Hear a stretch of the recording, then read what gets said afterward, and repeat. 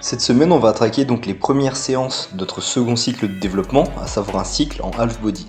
Donc les séances en half body, par rapport aux séances qu'on a pu voir donc lors des 4 premières semaines, ici on va seulement cibler donc une partie générale du corps, à savoir une séance haut du corps et une séance bas du corps.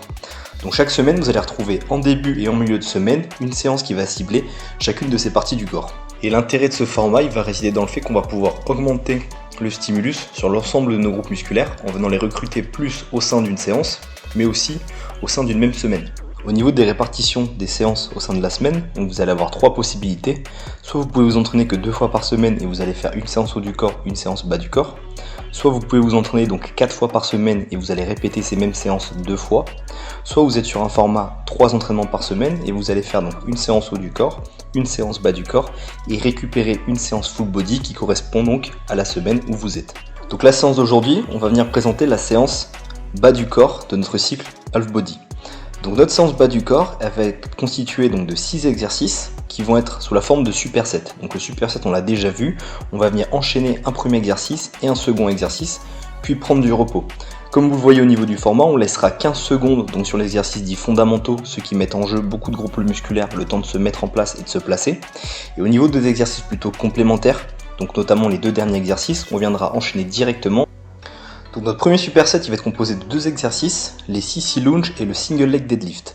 Donc au niveau du sissy lunge, c'est un exercice qui est assez nouveau donc pour vous, mais qui est très lié donc aux fentes ainsi qu'aux fentes en ligne qu'on a déjà pu faire.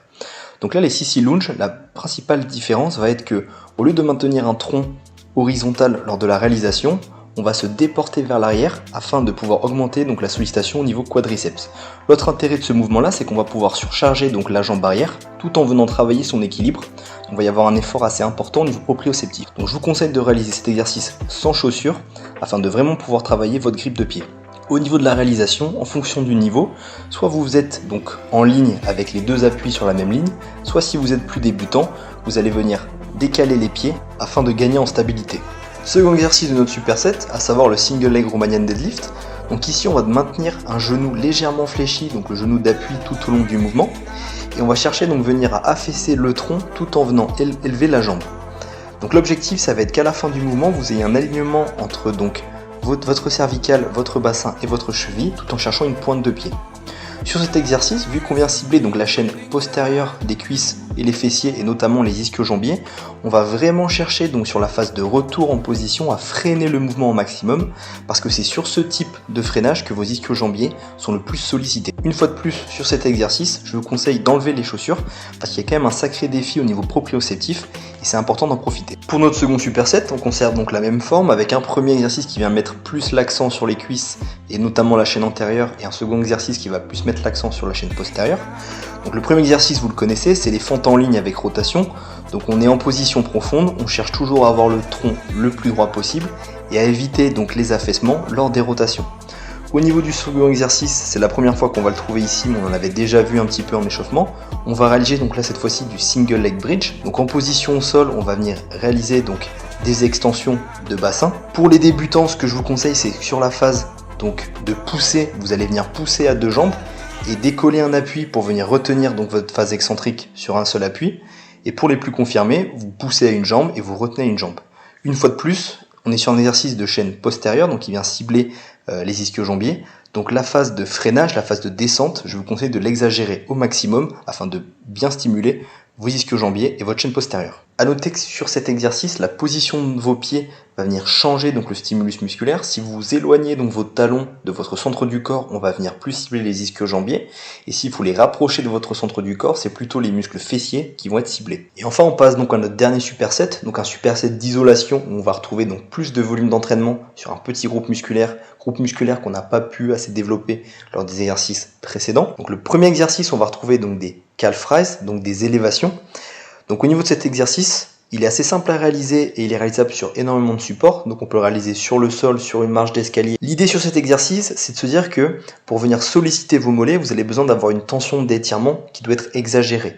Donc plus votre pointe de P vont être situées haut et plus vous allez pouvoir donc venir exagérer cette phase de descente avec une amplitude plus importante, plus on va retrouver de tension d'étirement et plus le stimulus sera important et donc plus le développement sera important. Et enfin, comme d'un exercice, on va retrouver donc un finisher sur nos muscles fessiers qu'on a déjà pas mal sollicité donc sur l'ensemble de nos exercices, notamment le grand fessier sur toutes nos extensions de hanches avec le single leg deadlift ou les bridges, et notre moyen fessier, notamment sur l'exercice donc à un appui où il joue un rôle de stabilisateur. Donc ici, pour venir finir ces muscles et exagérer le stimulus, on va passer en position quadripède, on va réaliser donc des abductions de hanches et des extensions de hanches, puis revenir à la position. Un très bon moyen d'augmenter donc la charge de cet exercice est de venir y ajouter des petits élastiques.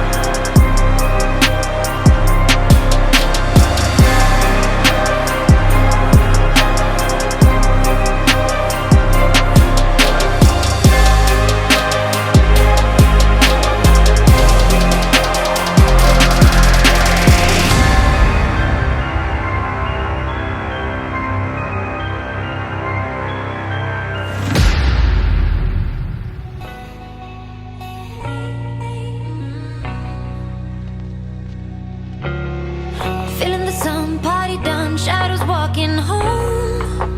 Walking with a game on. You are my kind, classic mind, and you look so fine. Loving the cold, smoking rolls, see your fingers shake. And getting through your heartbreak. Some kind of free, same for me, don't know what I need. Don't doubt me, babe, you make me wanna change. Break my bed to make me wanna stay. I can't vibe me, babe, you make me love the pain. Break my bed to make me wanna stay. I can't. When you say it like that, got me falling right back,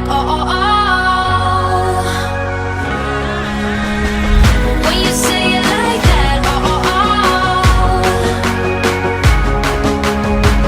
let me fuck you right back, got me falling right back.